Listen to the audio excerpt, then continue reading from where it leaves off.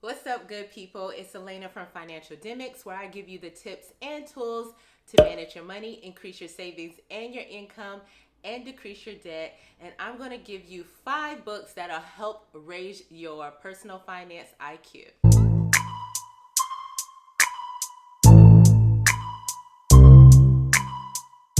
So if you're looking to get your money right and build a strong financial foundation, then go ahead and hit that subscribe button so you don't miss another one of my uploads. Normally when people talk about books that help increase their knowledge of personal finance, they typically mention the same books. So normally it is The Total Money Makeover, I Would Teach You to Be Rich, The Millionaire Next Door, or even Rich Dad Poor Dad.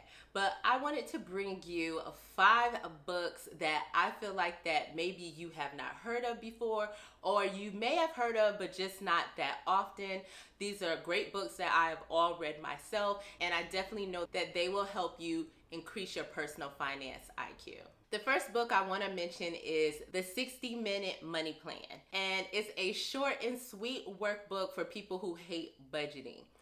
I really enjoyed this book. I think it's really helpful for people who are new to budgeting and they really don't know where to start. This book is great for a person who wants to take action quickly.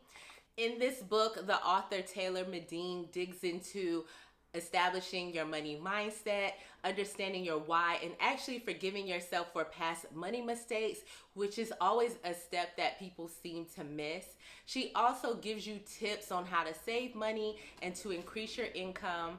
And I think it's just really one of those books that you can always go back and reference, especially if you're just starting out on your learning how to budget journey, just really trying to understand how to manage your money and what to do with it. So if you're looking for a book to help you with your budgeting, then definitely check out the 60-Minute Money Plan by Taylor Medine. So the second book I'm going to mention is The 4 Financial Languages by Tara Jackson. This book talks about the secrets to communicating about money. So this is a great book for couples to read, and even if you're not a couple, you should understand what your money language is so that you're able to appropriately communicate that to your partner when you get one. Now, we all know that communicating with your partner about money is not necessarily the easiest thing, and if you didn't know, I'm telling you from experience, it's not necessarily the easiest thing. But in this book, she actually helps give you tips to make communicating with your partner fun. She actually teaches you how to communicate with your partner in their financial language instead of your own, because we all know if you've ever communicated with someone from a different background, you talk differently. The things you say may mean different things. And so she helps break this down so you can eliminate that barrier and make it easy. She even talks about my favorite thing, which is money dates. I totally believe in money dates. She also gives you plenty of quotes and facts, to-dos and not to-dos. And believe me, those not to-dos are official because they're things I've done before in the past. They didn't work out too well. So if you're looking for a better way to communicate about money with your significant other, or just really understand your own financial language, pick up this book here. All right, so the next book you should take a look at and pick up is The Money Manual. This book is a guide to help you on your financial journey, and it's really the type of book you need when you've decided, hey, I'm ready to change my financial situation. What book can I pick up to learn more about the basics of personal finance? It is all in this book. And the great thing about this book by Tanya Rapley is that she actually has a companion workbook to go with this book. So if you want something to write in yourself and kind of have it laid out for you, then definitely pick up that companion workbook also.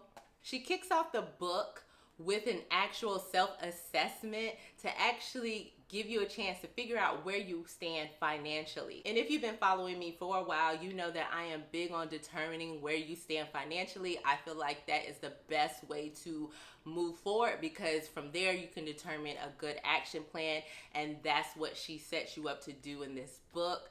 She also teaches you how to use money as a tool. She focuses on student loans. She even talks about budgeting, paying off debt, savings, and credit. So if you're looking to learn about those basics of personal finance and you're looking for something to reference in a physical form, the Money Manual is for you.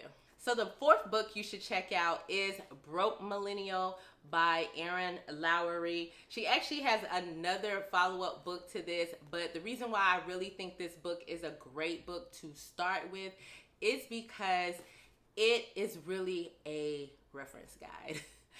I think this is perfect, especially for anyone who, definitely a millennial, but I definitely think it can help out some of our Gen Xers, Gen Zers too, because what she does is, first of all, she uses her true, real stories as a reference in the book, and they're actually pretty funny, and they really help you to relate to what's happening in the book. The book really digs into different types of financial situations, so it's not just about, you know, dealing with your finances, but she also talks about negotiation, managing your student loans, choosing the right financial products, which are really important, and then also not letting your friends control your money, which is one of those things that I think at some point we've all done. You know, something that we're like, oh, maybe we're not gonna do, but then, you know, with enough peer pressure, you give in and you go ahead and do it. That's letting your friends control your money. But then she also gets into investing and retirement planning, which is really important. I know a lot of us think, you know, I'm young, I have time, but even though you have time, you do not want to end up in a position where you're ready to retire and you don't have enough money. And so I like that she digs into this. So again, I think this is a great book as far as being like a great reference guide. I feel like you'll read it and then you'll go back to it to check on things when certain financial situations occur. And the last book I'm going to talk about, I actually do not have a physical copy because I purchased it on my Kindle, but I'm going to put a picture of it right here, is The Story of the Three Little Divas, How to Reach Your Goals in 3 Steps. And this book is by Brandy Baxter. I think this is a really good book for you all to read, especially if you're trying to get your money right. She set this book up in a way that it is a workbook, so you are able to grab this book, grab a pen, go ahead and get you a glass of wine, and this is what she tells you to do. This is not me. This is what she said to do. And work through this book.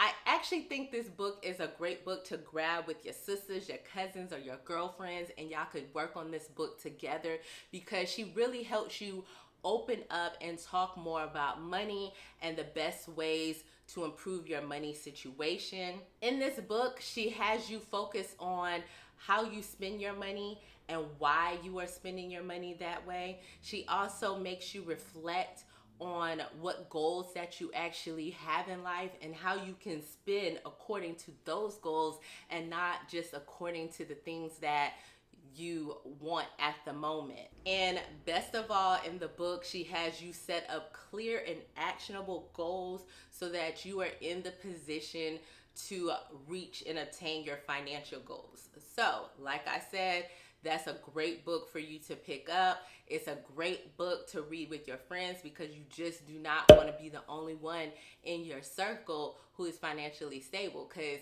when you want to pick up and go on vacation, I mean, granted, you can do it by yourself, but who wants to do that? So let me know in the comments below, which personal finance book have you read that helped increase your financial IQ?